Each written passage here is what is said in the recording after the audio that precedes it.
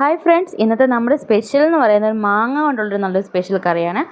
ഇപ്പം മാങ്ങ സീസണാണ്. മാങ്ങ കിട്ടാൻ ഒരു പാടുമില്ല. മാങ്ങ കിട്ടുമ്പോൾ ഇതുപോലെ ഒന്ന് ട്രൈ ചെയ്ത് നോക്കാം. നമുക്ക് എളുപ്പം ഉണ്ടാക്കാൻ പറ്റുന്നൊരു കറിയാണ്. അപ്പോൾ അതെങ്ങനെയാണ് ഉണ്ടാക്കുന്നതെന്ന് കാണാം. ഒരു മാങ്ങ അത് ഇതുപോലെ വലിയ പീസായിട്ട് നമ്മൾ കട്ട് ചെയ്തെടുക്കുക കേട്ടോ. എൻ്റെ വലിയ മാങ്ങയായിരുന്നേ.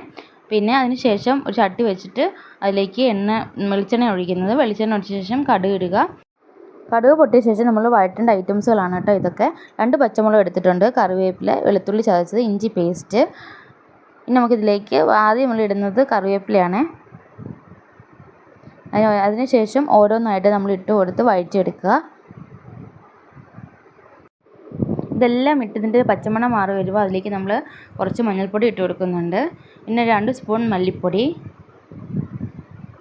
2 സ്പൂൺ കാശ്മീരി മുളക് പൊടിയാണ് ഇട്ട് കൊടുക്കുന്നത്.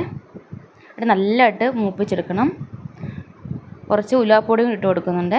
പിന്നെ ഒരു നുള്ള് കായം. നല്ല മൂത്ത് വരുമ്പോൾ അതിലേക്ക് നമ്മൾ കുറച്ച് വെള്ളം ഒഴിച്ച് മിക്സ് ചെയ്യുക. ആവശ്യത്തിന് ഉപ്പ് കൂടി ഇട്ട് കൊടുക്കുക. നല്ലതായിട്ടൊന്ന് തിളച്ച് വരുമ്പോൾ അതിലേക്ക് നമ്മൾ അരിഞ്ഞു വെച്ചിരിക്കുന്ന മാങ്ങ ഇട്ട് കൊടുക്കുക. എന്നിട്ട് നല്ലതായിട്ടൊന്ന് മിക്സ് ചെയ്തിട്ട് അടച്ചു വെച്ചാൽ മാത്രം മതി കേട്ടോ. അപ്പോൾ നല്ലതായിട്ട് മിക്സ് ചെയ്ത ശേഷം നമ്മളൊന്ന് അടച്ചു വെക്കുന്നുണ്ട്. അപ്പോൾ നമ്മുടെ കറി റെഡി ആയിട്ടുണ്ട്. നമ്മൾ നോക്കുമ്പോൾ ഈ ഒരു പരുവത്തിൽ വേണം നമുക്ക് കറി കിട്ടാൻ വേണ്ടി. ഇതുപോലെ വെള്ളമൊക്കെ പറ്റി നല്ല കുഴകുഴാന്ന് മാങ്ങയൊക്കെ വെന്ത് നല്ല ഉടഞ്ഞിട്ടുണ്ട്.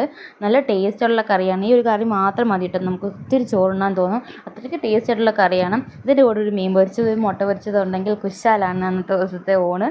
എല്ലാവരും ഒന്ന് ട്രൈ ചെയ്ത് നോക്കുക. നല്ലൊരു കറിയാണ് കേട്ടോ. നമുക്ക് എളുപ്പം ഉണ്ടാക്കാൻ പറ്റുന്ന നല്ല ഈസി ആയിട്ടുള്ള കറിയാണ്. എല്ലാവരും ട്രൈ ചെയ്ത് നോക്കുക.